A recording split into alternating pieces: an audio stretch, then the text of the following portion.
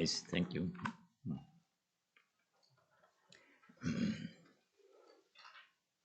Good morning to all of you. Namaskar, welcome.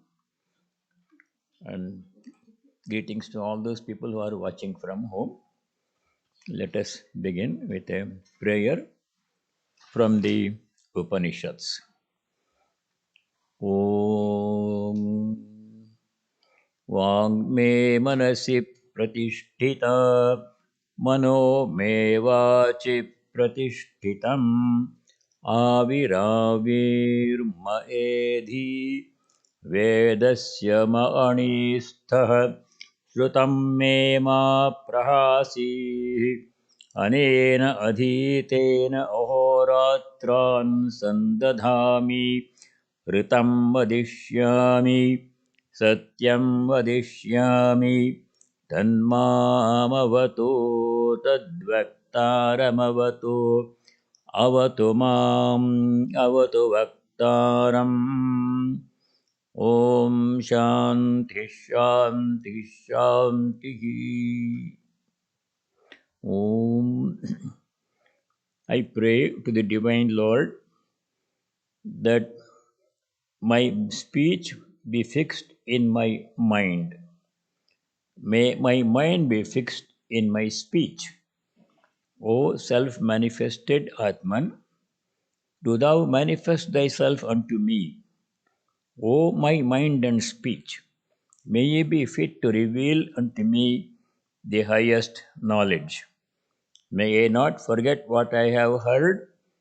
Without forgetting what I have learned, may I be able to study day and night. The right will I speak, the truth will I speak. May Brahman protect me, may Brahman protect the preceptor. May Brahman protect me, may Brahman protect the preceptor. Om Shanti Shanti Shanti. Om, may there be peace and joy in our hearts. May there be peace and harmony amongst all beings. And may there be peace everywhere in nature. Today we begin a new topic, the teachings of Ashtavakra. Who this Ashtavakra was and whom did he teach, what did he teach? Part of it may be legendary.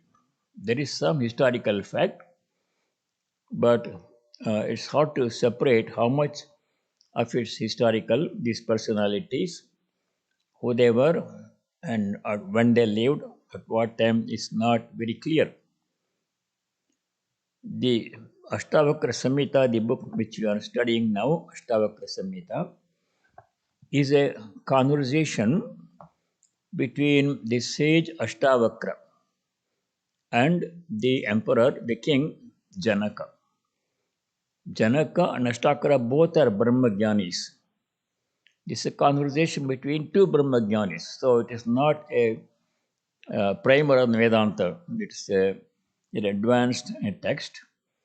And to really understand and benefit from the study of this text, one should have had quite a bit of preparation.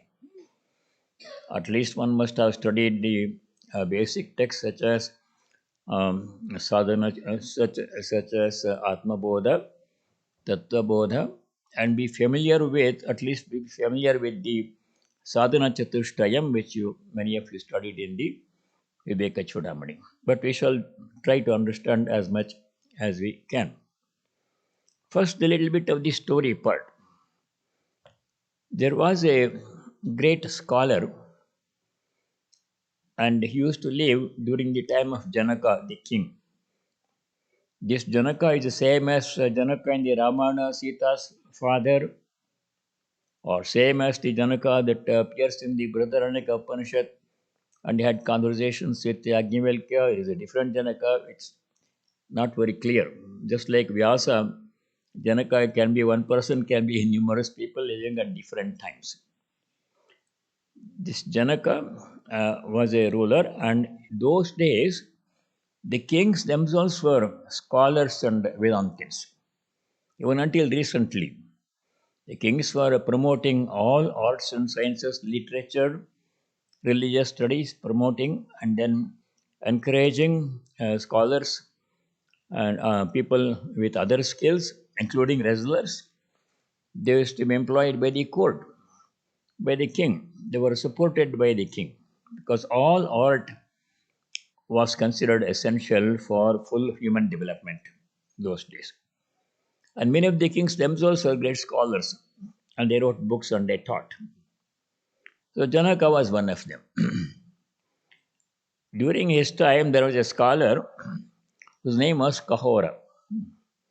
This Kahora was a scholar in his own right and used to chant the Vedas every day. And Kahora's wife's name was Sujata, and they were expecting a child. So one day, morning, as usual, Kahora started chanting the Vedas. And in his chanting, he made some mistakes. The Sujata did not know. But the baby in the mother's womb, he was listening to all of this father's chanting. And when the father made the mistake, the baby from the womb calls out, Dad, you are making so many mistakes in your chanting. Why do you make so many mistakes? Chant it properly. The father was astounded. How this baby not even born, he is correcting me. So he became a little bit upset and embarrassed, father. So he became angry and he cursed the baby still in the womb. May you be born with defects. Astavakra means 8 limbs, uh, crooked limbs, hands and feet and neck, everything is out of whack. So I cursed it, and sages curse have to become true. In course of time, uh, the baby was born with defects in the body, birth defects. In the meantime, the father Kahora went to the king's court to ask for some money. Scholars and priests and they all used to go to the court seeking money for supporting their family. The baby was born, so needed money. He asked king for money. Janaka said, "I have a scholar in my court, Vedantic scholar. His name is Vandin. Do you, I want you to debate with him, scholarly debate on Vedanta. Those days they used to have debates." So Kahora agreed and he started debate with the scholar Vandin. And in the debate, Kahora was defeated. So the king Janaka became upset with him and he sent him away, banished him to the sea out of the kingdom. So Kahora was suffering there. And in the meantime, the boy grew up, Astavakra. And from birth, the boy was a great scholar, Brahmajnani, from birth. Nitya Siddha, ever perfect. So when he was a young boy still, he was sad by the plight of his father who was banished into the sea. So he goes to Janaka's kingdom. And the Janaka recognizes the boy's scholarship and ability. And Janaka says, "Do you like to debate with the scholar Vandin?" The boy said, "Yes, I will, no problem." So there was a debate. This boy was a still young boy. Astavakra defeated Vandin, the court scholar. So he asked his father. He asked Janaka, "Sir, my father is banished from the kingdom by you because he was defeated in the scholarly debate with Vandin. Now, will you please release him, bring him back?" And Janaka says, "Okay, he can come back." So the boy Ashtavakra goes to his father, brings him back to the kingdom, and then the father was very pleased. The father blesses the boy, his son. "May your defect be all removed, you become normal." And then he said, "Go to this particular river, take bath in it, and you will be perfectly all right, handsome." So he took bath in the river and came out as a very handsome young man, scholar, his face beaming with Brahmajnana. People who have knowledge of God or Brahman, there's a special glow on their face. Their face is never gloomy, radiating peace and joy and tranquility and sattvic power. So Ashtavakra became like that. Then Ashtavakra, after some time, he went to the king's court, Janaka's court. So there was a conversation between Janaka and Ashtavakra. And that conversation is what is contained in this book. The conversation starts with Janaka's question. Janaka was a Brahmagyani, so was Ashtavakra, and they talk at a very high level. So Janaka asked the question. They used to have discussions like this in Vedanta. So Janaka's question was the first verse in this book, chapter 1, verse number 1, is Janaka's question. This book has 20 chapters and 198 verses. No, 108 or 298. 298 verses, almost 300 verses. In the first chapter, this first chapter begins with Janaka's question. Conversation between Janaka and Ashtavakra, two great giants. So Janaka's question was, question number one is, Janaka Uvacha, he asked Ashtavakra, Katham jnanamavapnoti, Katham muktir bhavishyati, Vairagyam cha katham praptam, Etad bruhi mama prabho. Three questions are there in this first verse. The answer to all the three questions are simple, only one answer, and that Ashtavakra gives. So the question Janaka asked was, Katham jnanam avapnoti. Jnana means knowledge. Knowledge here means not knowledge of the world that we are familiar with. So we know the distinction between Paravidya, Aparavidya from our earlier studies. Janaka was not asking about Aparavidya. He already was expert in all those sciences and arts. Aparavidya means knowledge of the world, all these things we study in the academic institutions, universities, all the subjects from astronomy, biology, chemistry, all those things until zoology, everything that people study, social sciences, everything. All that come under the umbrella of Aparavidya, worldly knowledge. That is not what Janaka was seeking when he says Jnanam. The second branch of knowledge is Paravidya. Para means supreme. Supreme knowledge is knowledge of the self, knowledge of God. That is real knowledge. This worldly knowledge is subject to change. The object of knowledge itself changes. The world is changing constantly. And our awareness, our knowledge of that is also changing constantly. Scientists are updating the knowledge. New discoveries come. They revise earlier understanding. So that's one branch of this necessary but not complete. That does not complete a person's education, no matter how highly qualified a person is in the worldly branches of worldly knowledge. Real knowledge is knowledge of the self, it does not change. Self knowledge, Atma Jnanam, Brahma Jnanam, knowledge of God.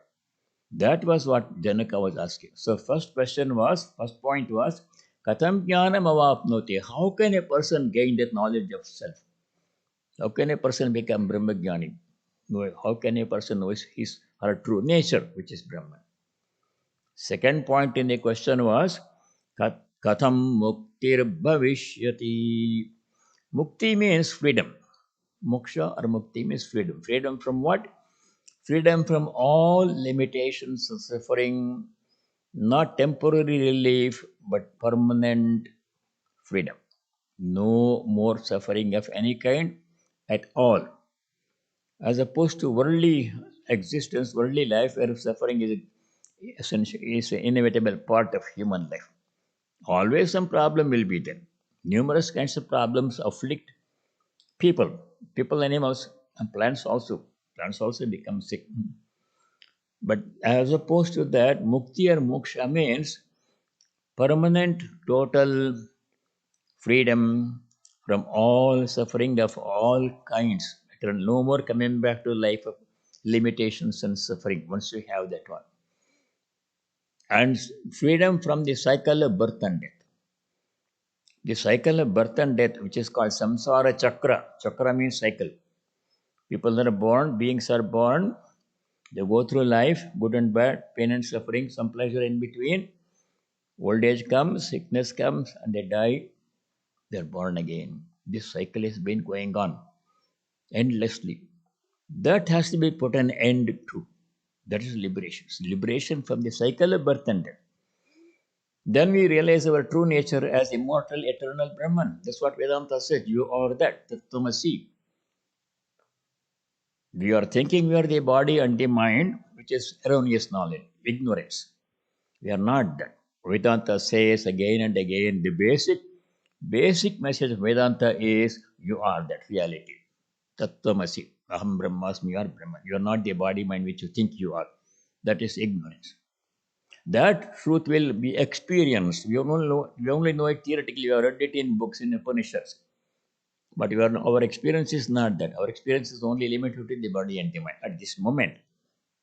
But it's not our true state. We have to regain our pristine self knowledge and experience our immortal nature, imperishable, immortal nature as pure consciousness. How does that relief or mukti, how does that liberation come? Liberation, salvation, mukti, moksha, they're all same. The third point Janaka asked was, Vairagyam cha katham praptam. Vairagya means, it's a kind of frightening term. Vairagya means the people understand giving up everything and going to the forest. No family, no job, no money, no nothing, and living in the forest, giving up everything. That is not true Vairagya. Vairagya is internal, not external. Not physically giving up things is not Vairagya. We may physically give up some things. Everything we cannot give up. Our body itself is a matter, is an object. But that's not physically possible, nor is it desirable. What is meant by Vairagya is inward detachment. You can have as many things as you want. A very rich person, a billionaire, can have Vairagya. Internally, if he or she is detached from the wealth.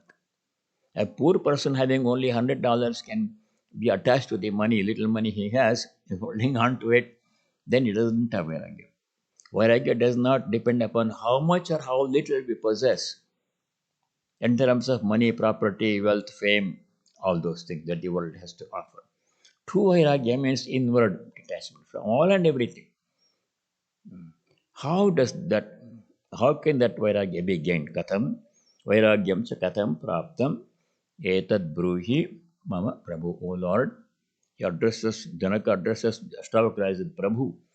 That is how scholars used to respect each other. When I see somebody, we should give that respect. Though Astavakra was a young person compared to Janaka, but Janaka being the king, he addresses this young man as Prabhu. So there is a message in it. When we see somebody, talk to somebody, we should see the divine presence in that person and treat that person with great respect and love. That's what Janaka showed by addressing him as Prabhu. That is Janaka's question. Now, the rest of the chapter and a couple of chapters are Ashtavakra's answer to that question. Then other questions will come. The conversation continues. So just the first verse. The Janaka when Janaka asked this question, Astavakra begins his reply. His reply is in the second verse and subsequent verses in the first chapter. First of all, Ashtavakra says this verse, first answer, first statement Ashtavakra makes. If you read the statement, it is kind of daunting. He says, Ashtavakra Vacha, he says, Muktimichasi chetata vishayan vishavatyaja kshama arjava daya tosha satyam piyusha bhaja. 6 things he says. Ashtavakra says, if you want knowledge, if you want liberation, And if you want to know how to get Vairagya, you have to do 6 things. First instruction, Astavakra gives to Janaka. One of these things is to stop doing something which you are doing. The remaining 5 things are to do things which you have to do. Negative instruction, positive 5 instructions. So let us examine the instruction. Sometimes it is very difficult. How can we even do this one? Even the first one, how can we do? If you understand the intent, the purport, then it becomes understandable, easier. The first instruction that Ashtavakra gives, the first line is Muktim Ichasi Chet. If you want liberation, that's what Janaka was asking, how to get liberation. Ashtavakra said, if you want liberation, Muktim Ichasi Chet, Tata means a respectable person. Tata is also addressed, father addresses son as a Tata, son can address father as a Tata. It's a word of endearment. Mukti Michasi Chet Tata. First thing, Vishayan Vishavatyaja. Vishaya means all sense objects. Everything that we can objectify. Everything that we can see, hear, touch, taste, and smell, and think about. Even if you can think about something, something other than the thinker. Any object of thought is also different from me, separate from me, because I'm thinking about it. So it's an object. Object means something other than myself.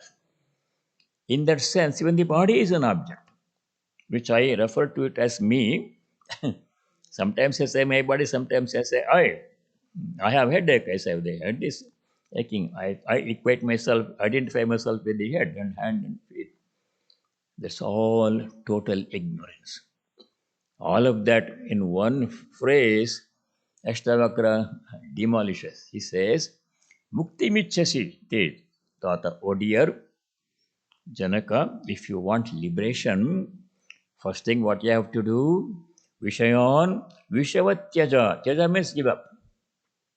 Physically give up. That's what he meant, but then there are modifications. Real details we understand. If you want liberation, Vishayon, Vishaya means all sense objects. Sense object can be an object like this book or a table or this building, can be a person, can be a situation, can be nature, can be sun, can be star, galaxy. All are objects. Can be an atom. Everything is an object. Give up all of them, he says. Well, that itself is arresting. How can you have all sense objects? Physically impossible. We need to have food to eat and a place to stay and clothes to wear. These are all sense objects. The body itself is a sense object. How can I give it up? Then, if you understand the details, it slowly begins to make sense. That is first instruction. We will understand all the instructions one by one. Mukti mityasi chet, if you like, if you want to have liberation, O Janaka, Vishayan Vishavatyaja, as if it is poison. Visha means poison.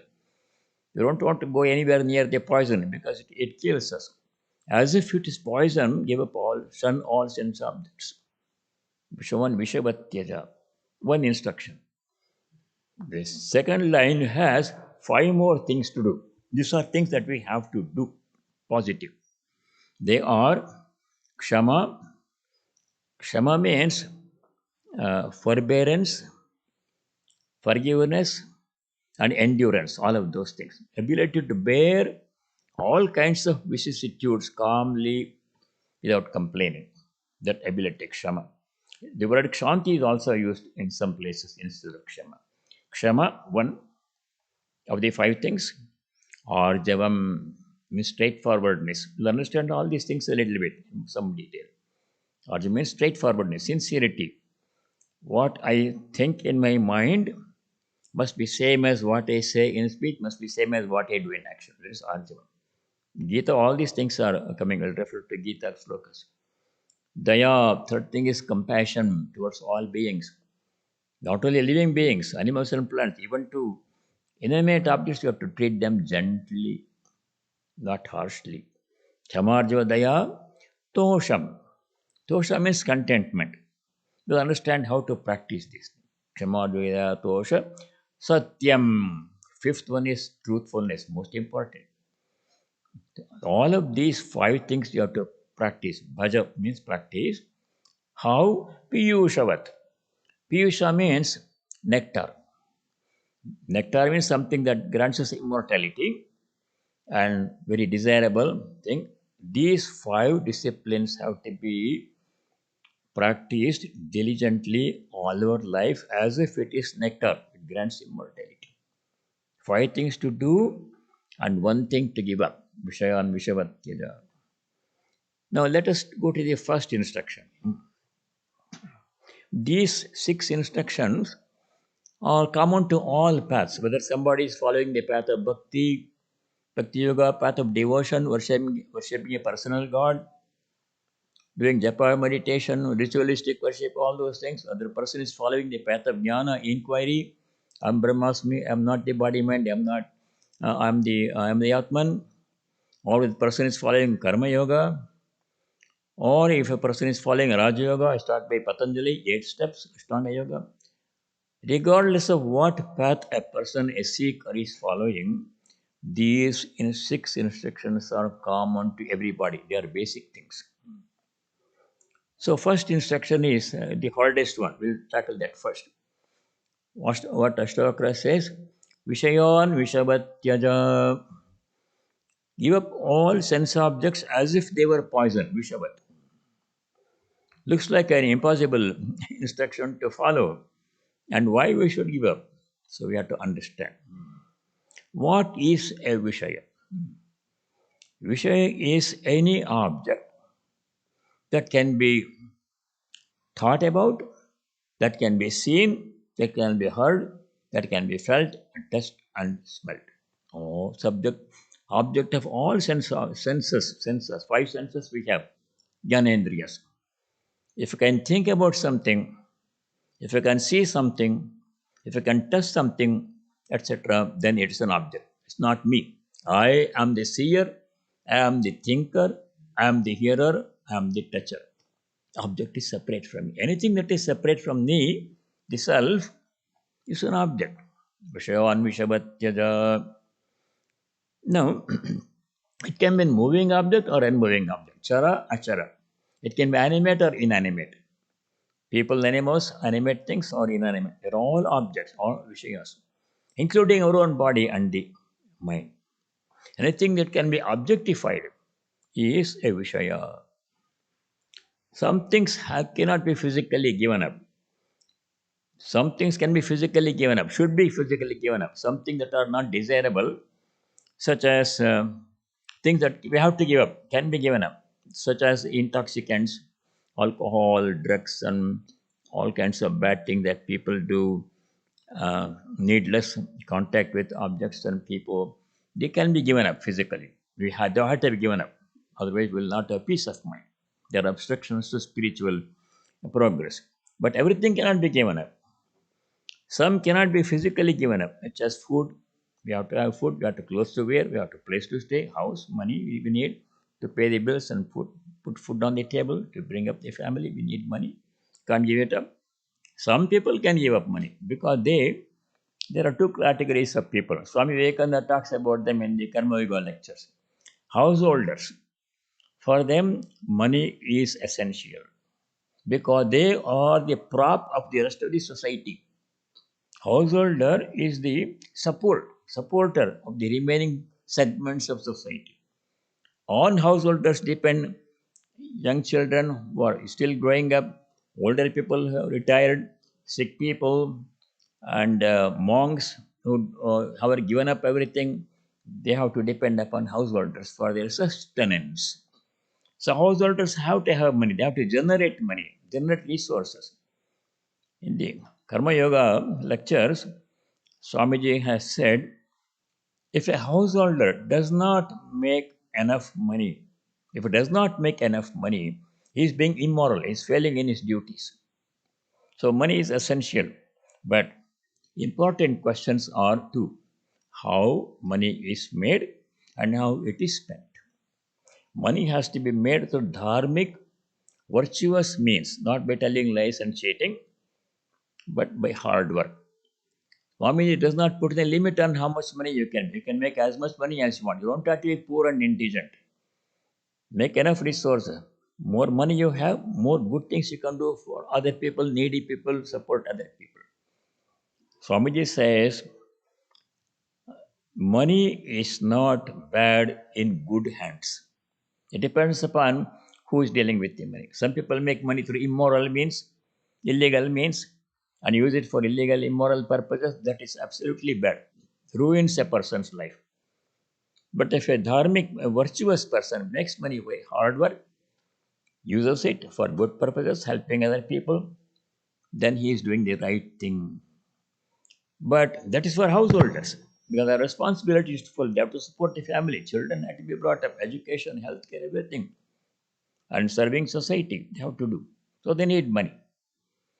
But the second class of people are those monks, sannyasis who have given up everything. They can't have any possession. They have taken the vow of poverty. They depend upon God's will, support of society. But what do they give in return to society? They provide the dharmic support. They give instructions, they serve the society. This is what Swamiji's vision was. Swami Vivekananda's vision was it's a symbiotic relationship between monks and society. Society sustains us, provides us resources for our life. In return, we should not be selfish and not do anything. We have to serve the society. In what way? That's why Swamiji established the concept of service, serving the society. Monks have to serve the society. In any way they can, in every way they can. So, in order to implement that idea of serving the society, in return for everything that we receive from society, Swamiji established Ramakrishna Mission, separate from Ramakrishna Math. People think there is one organization, there are two organizations there. Ramakrishna Math, monastic organization, which trains people, makes them monks, and gives, spreads Vedanta, lecture classes, all those things. That's one part of it. But besides that, the other part, other sister organization is Ramakrishna Mission. Mission is all the activities, running hospitals and schools and dispensaries and a university and rural development work, going to flood relief, famine relief, going to the villages and working in the villages, adult education, all kinds of things are being done on a very large scale. Very large scale it is being done in India. So that is what monks have to return their indebtedness to society. So for householders cannot give up your possession. Money is necessary, house is necessary, other things are necessary to support the family because they have responsibility. Then how can they give up Vishaya, householders? The answer is you can possess whatever is needed physically. Physically, we can't shun everything and give up everything. You can have them, but inwardly become completely detached from that position. Inward detachment. How to do that? What is attachment? How to become detached? That's a very big topic in the Gita. Actually, the whole Bhagavad Gita deals with only one topic. In one word, Gita can be summarized. That Sri Ramakrishna has done. Somebody asked him, Sri Ramakrishna, what is the teaching of Gita? Sri Ramakrishna said, just repeat Gita, Gita, Gita 10 times. You will find yourself repeating Tagi, Tagi, Tagi. Tyagi means one who gives up everything, detaches. So Tyaga means giving up, attached, not giving up physically possession, we should not give up, cannot give up everything. Some things we can give up, we have to. Having them, yet being inwardly detached from them. How to practice the inward detachment. That's the whole topic of Bhagavad Gita, detachment. So attachment to sense object is what is to be given up. I need the book, I can keep the book, I can say it is my book, I can say. But I am not attached to it. If somebody takes it away, if it goes away, if I have to leave the book and leave, one day I have to leave everything I have to leave, then separation comes, I am ready. Because I know it was never mine. I use it as a necessity for a certain purpose, and there the association ends. One thing you have to remember on this topic is all associations are temporary, limited in time. Our association with our body is limited. One day we have to give up the body. And all things outward other than the body. All people in our lives, the separation will come. Some people will stay longer, others have to leave earlier. Separation will come inevitably. The house we live in, we can't live in forever. Someday we have to leave. The house will be there, I have to leave. The job I have to leave. Retirement comes. Everything I have will be separated from me at one time or other in my life.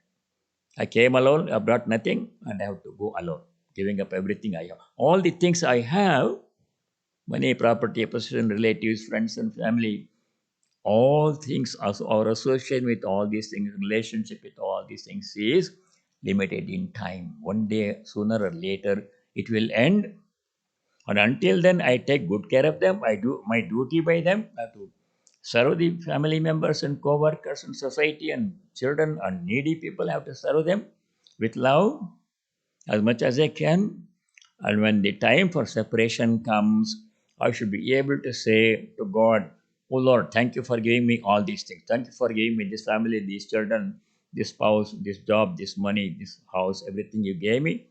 I used them, I needed them, I used them, I took good care of them, I did my duty by them. Now time has come for me to leave them. I've done my part. Thank you for letting me have these things for so long. I'm leaving, I'm free, I've done my part, I'm relieved." With that sense of relief and having done my duty properly by them, I should be able to leave everything painlessly. Detachment assures painlessness when separation comes. Attachment increases painfulness. We'll study this topic of attachment throughout this Astavakra Gita. It'll come up again and again. Detachment is not non-possession. We can have anything that we want, everything we want, but mentally separate, detached. When the separation comes, I'm ready. I've done my part. Then everybody is seeking happiness in sense objects. Astavakra says, give up sense objects. Where do we seek happiness? Ordinarily, people seek happiness in sense objects. Happiness in the body, pleasure of the body, happiness from other people, association with other people, relationships, friends and spouse and family, children. We seek happiness from them. We seek happiness from property, possession, money, house, car, job. We seek happiness in all these things. That is one kind of happiness. But Vedanta says this kind of happiness that comes from all sense objects, from outside, is not true happiness. Vishaya cannot give us happiness. There is no inherent ability in any sense object to give me happiness. But seems to give me happiness. Nice to have a child, nice to have a job, nice to have money, property, car. I find happiness in them. If we inquire deeply, we will discover that this happiness that coming from outside sense objects, be it other person or whatever, is not permanent. It is mixed. Always comes with some negative effect, and it's temporary. Sooner or later, it ends. So the happiness that comes from Vishaya sense objects called Vishayananda. Three kinds of ananda we have studied before in the earlier studies. First is the basic thing is sensory happiness coming from outside sense objects, sparsha. Contact must be there. That kind of happiness is the least kind of happiness, least effective. It'll go away and it's not pure. We'll study that one later. The second kind of happiness is superior to that, better than that, does not have the disadvantages of Vishyananda, is called Bhajanananda, the joy of worship. Different kinds of worship. We'll study that one. The highest kind of happiness, which never ends, which is infinite, eternal, unconditional, is happiness coming from the self within, from God within, from Atman, Atmananda or Brahmananda. So if you understand these three kinds of happiness and the relative advantages and problem, then it becomes very easy and painless to give up attachment to sense objects. So we'll study first the Vishayananda, sense objects, pleasure coming from sense objects. They are short-lived. Our association with all sense objects is temporary. One day they will leave. Or they will be there, I have to leave, or I will be there, they will leave from me. Short-lived, one disadvantage. Second thing is they are conditional. If I expect happiness from another person, that person must reciprocate my good feelings, my love. If I say to somebody, I love you, that person keeps quiet, then there is no happiness. That person must immediately say, I love you too. It's conditional. Similarly, objects giving us happiness, food and clothing and everything, car giving us happiness is conditional. If I want to enjoy food, then I must be in good health. When I am youthful, young, and in good health, I can enjoy any kind of food. I can eat pizza, chocolate cake, and ice cream, whatever I want, I can enjoy. But when a person becomes old, all the things are there, delectable thing, but my ability to enjoy them will go away. This time, it is time limited in time. And then when the separation comes, will be only it only causes unhappiness. To illustrate the limitations of worldly pleasures, why Astavakra is asking us to give up sense objects is they cannot give us true happiness. I tell you a story about how limited these sense pleasures are. Happiness coming from the world, other people, animals, plants, or objects, possession, property, how limited they are. To illustrate this one, there is a story in the Mahabharata. It comes in the Bhagavata also. But before we go to that story, the main point of the story is though happiness seems to come from sense object, from money, property, possessions, child, position, power, etc., that is only a reflection, a dim, highly distorted, highly reduced reflection of the joy that is coming from the self. This has no inherent capacity to give us happiness, sense object. It seems to. But where does it come from? It really comes from here. So all the source of happiness is within us. If you go to the original source, bypassing the undependable, reflecting surfaces, then that's the greatest joy. That's what great sadhus do. Great Jnanis and Mahatmas, they don't have any possession. They don't have money. But they are always absorbed in greatest joy that human frame cannot even sustain sometimes. People like Bhagwan Ravana Maharshi, how much property did he have? How much property Sri Ramakrishna had? How much property Chaitanya Mahaprabhu had? Nothing. Worldly possessions. Only the clothes they were wearing. Ramana Maharshi, the only thing that he possessed at one time when he was living in the cave at the top of the hill was only one piece of lion cloth. Only one piece, not even two. His whole wardrobe was only one piece of lion cloth. Kapinam. Every morning he would take a bath in the stream flowing near the cave, wash the lion cloth and put it back. Was he unhappy? No. He didn't have any money, he didn't have any property, possession, never owned anything. Absolutely great joy all the time. Inward joy coming, springing from within. How about Sri Ramakrishna? How much property did he have? Nothing. He would never touch money physically. It would cause him pain. Was he unhappy? Whenever anybody talked about God or sang a devotional song, he would go into samadhi immediately. Samadhi means so much joy springing from the infinite well of joy within, Atman, that the human frame could not sustain. It would freeze. People thought he's unconscious. He couldn't sustain that much of joy. It didn't come from money. It came from the self within. That's true source of joy. And what about the sense of that give us happiness? They are at best at best reflecting surfaces, producing at best highly distorted, highly reduced, temporary reflection of the joy that comes from the self. The sign of wisdom is to not depend upon them because the contact is temporary. To bypass these undependable reflecting surfaces, sense objects, go straight to the source of all joy, infinite joy, eternal joy, unconditional joy, the self within Atmananda. How to go there? There's a bridge in between. From Vishayananda to skip to Atmananda, there's a middle stage called Bhajanananda. That's what we do here. Worship of God. Worship means many different kinds of worship. Not only ritualistic worship. It can be simple, complicated, five upachara, 64 upachara. That's one kind of worship. Worship can be of many different kinds. Chanting God's name is worship. Doing japa is worship. Meditation is worship. Chanting hymns is worship. Serving other people, other beings, needy people, Seeing God in them is worship. That's what Swami Vivekananda recommended, that kind of worship. Higher than worshipping the idol in the image. Some people do great ado about worshipping the image and so many mantras and chanting and abhishekam and everything. They go home and ill treat their family member. That's not worship. Seeing the divine presence in all beings, including animals and plants and inanimate objects, serving them, that is true kind of worship. That's the kind of worship Swamiji recommended. If you give a glass of water to a thirsty dog, you're worshipping the Lord in the dog. God is present in the dog. That's what Gita says every chapter. I'm present in all. Seeing divine presence in all beings, including inanimate objects, animals and plants and people, if you serve them, even in the humblest way, that is the better kind of worship. So that gives great joy, greater joy than any sense object can give. And that does not depend upon the knowledge, education, wealth, or money. One does not have to have money to do all this kind of thing. For Vishananda, you need to have money. These are not resources to buy things.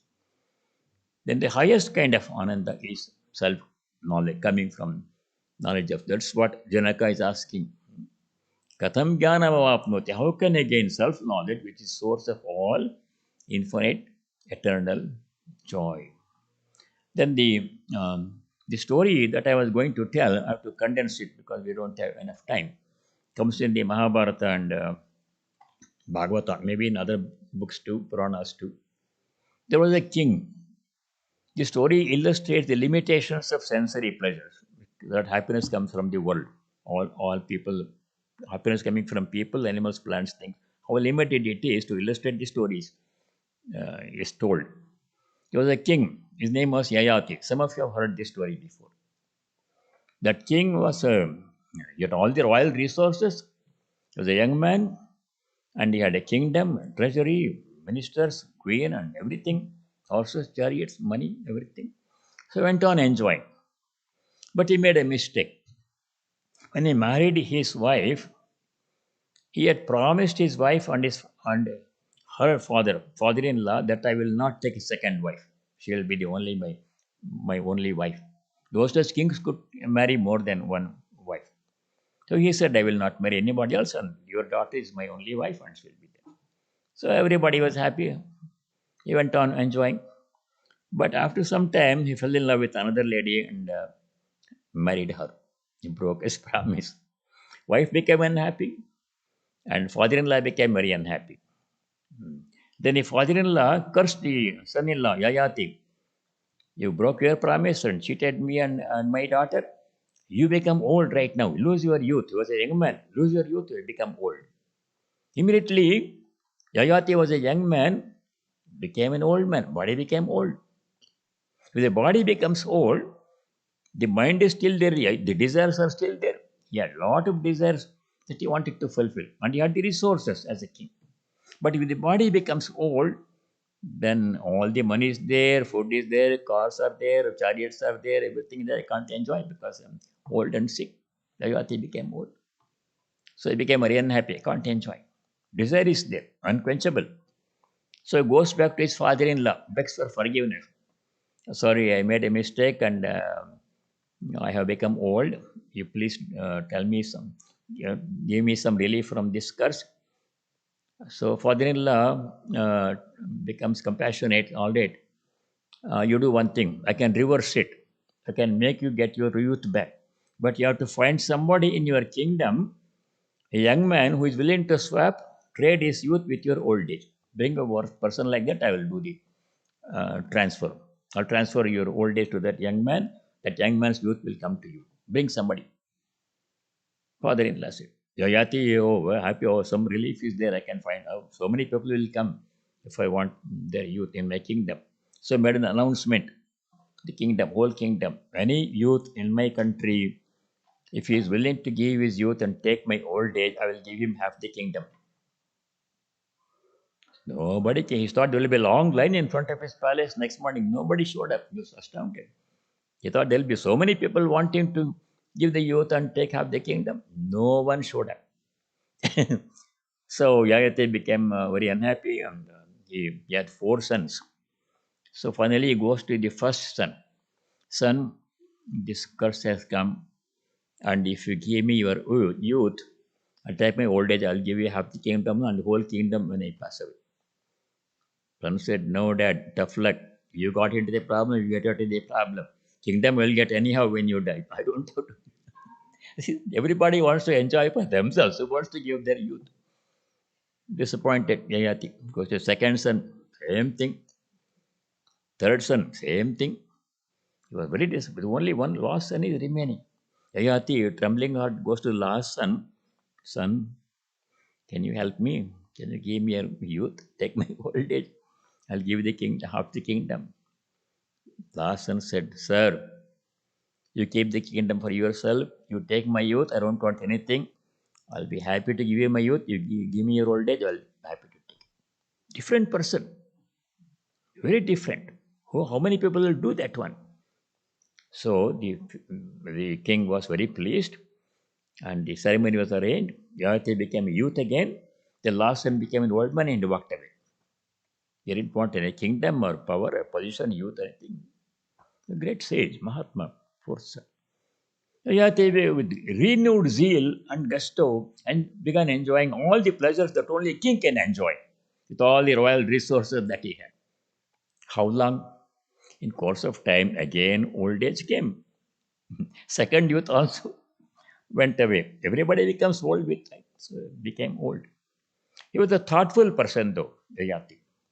So after enjoying all the pleasure that only a king can enjoy for a long time, 1.5 times that other people can enjoy, ordinary people, then he, in a reflective mood, thinks about his whole life, looks at the big picture of life, what has happened in my life. I've enjoyed so much, but still, today also, in my second old age, I have the same desires, the same, to the extent, the same I had at the beginning of my first youth. The desires have not become less at all, they are only increasing. The more you enjoy, fulfill desire, the stronger they become and demand more. That's how addiction comes. If you enjoy the desire or fulfill the desire, does not go away. It will become stronger. Come back next day. Stronger desire. New desires will come. So understood that one. Then he shares his insight with his wife. He says a very famous verse. See, I have enjoyed so many pleasures for such a long time that no other human being can enjoy. Yet, even after so much enjoyment, my desires have still the same as before. They have not gone down at all. He says it is not possible to quench a desire by fulfilling it any more than it is possible to quench a fire by pouring ghee on it. Supposing you have a fire and then you want to put it off.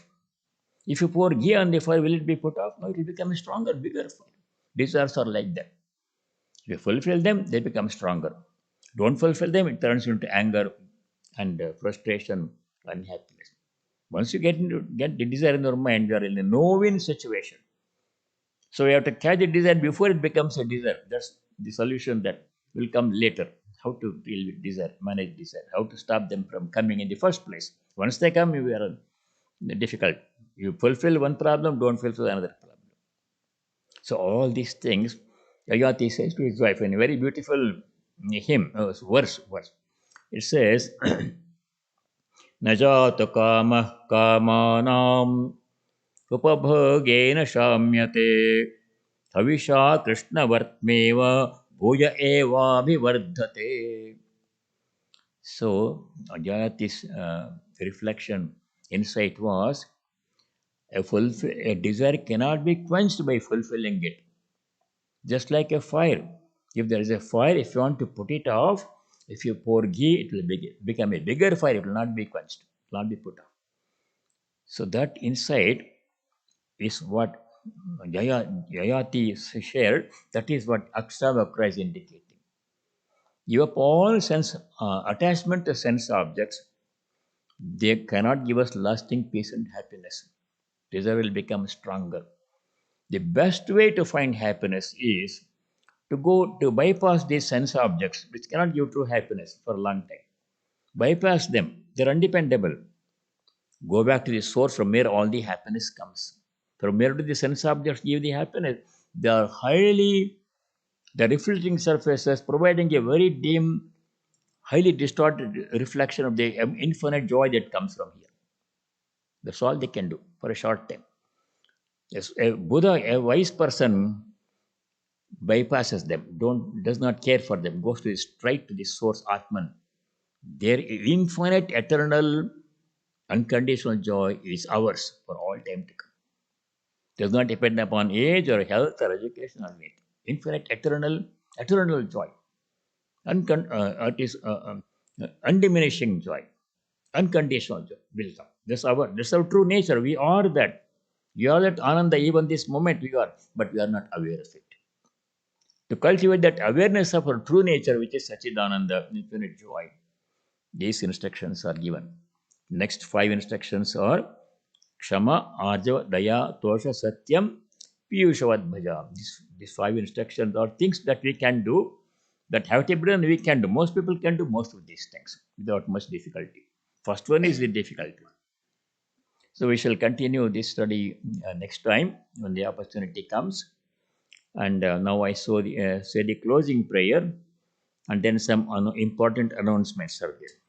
The closing prayer: Om Sarve Bhavanta Sukhinah, Sarve Santu Niramayah, Sarve Bhadrani Pashyantu, Ma Kaschid Dukkha Bhag Bhavet.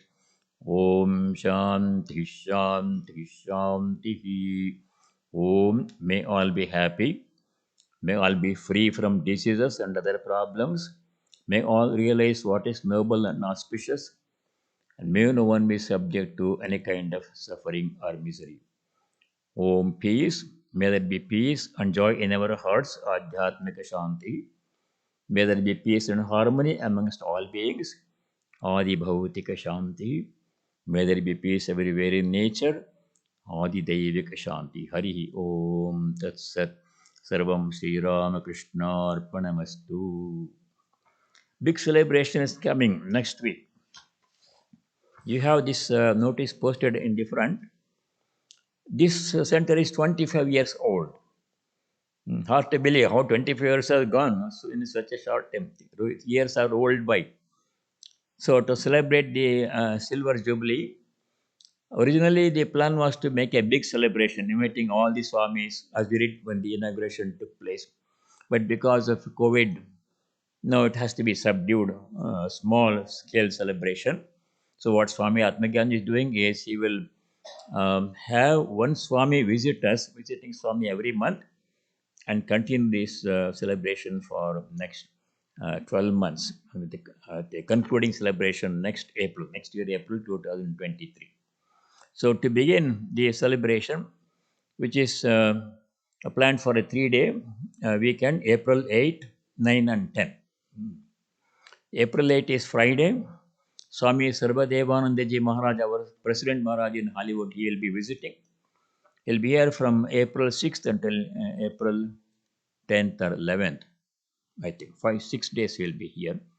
And every day when he's here, as usual, there will be evening satsang and potluck.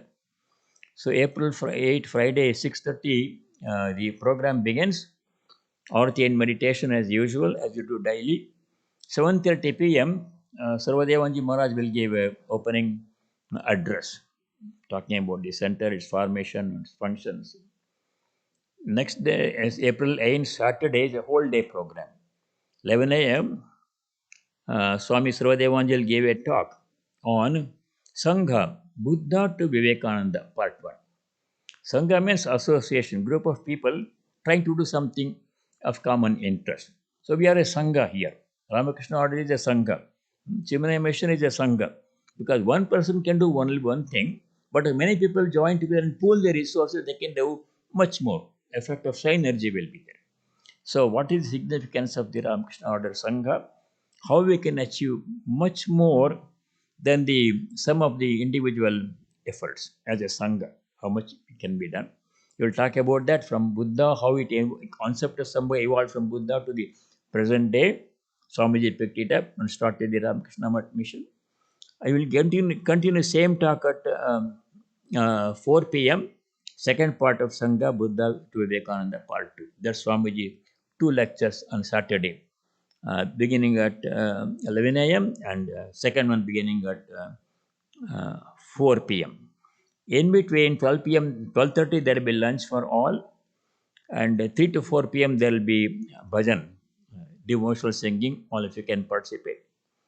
5 o'clock Saturday, there will be, after Swamiji's second presentation, there will be tea and snacks downstairs and a video presentation. The video presentation, I'm told, will depict the history of this organization from the day it was started until today, and very nice to see how people and things have changed.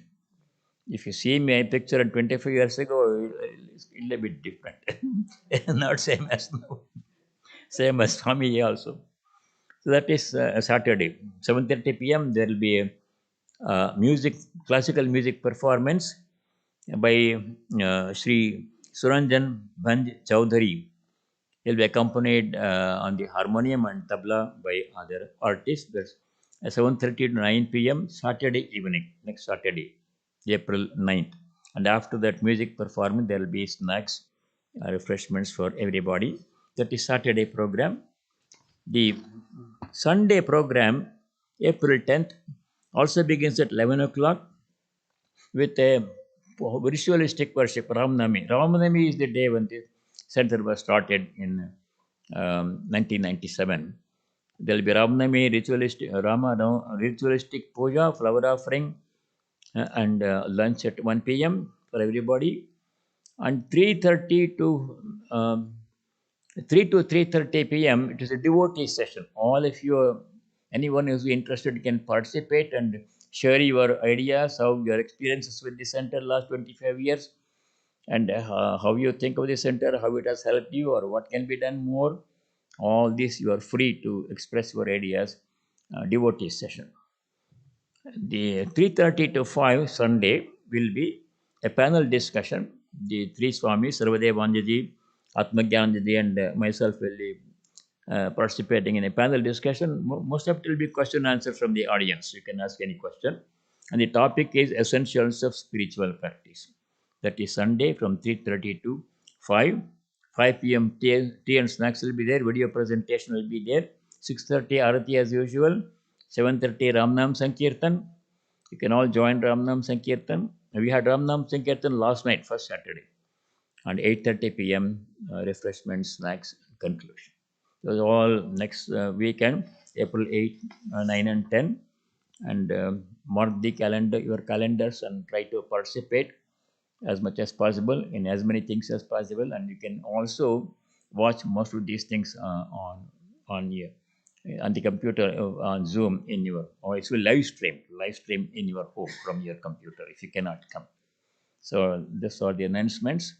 Thank you for coming, and it's a great joy to be with you all this Sunday. A wonderful experience, and all of you stay well, and God willing, see you next week.